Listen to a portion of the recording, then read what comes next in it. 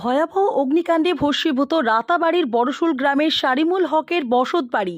50 লক্ষ টাকার ক্ষয়ক্ষতি।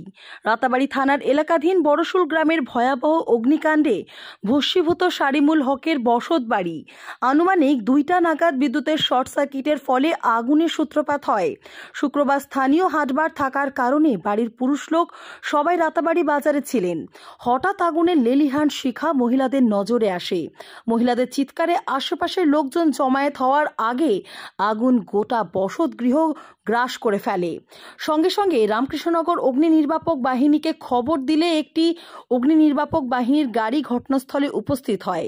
স্থানীয় জনগণের প্রচেষ্টায় অগ্নি নিয়ন্ত্রণে এলেও ততক্ষণে গোটা গৃহ পুড়ে খাক হয়ে যায়।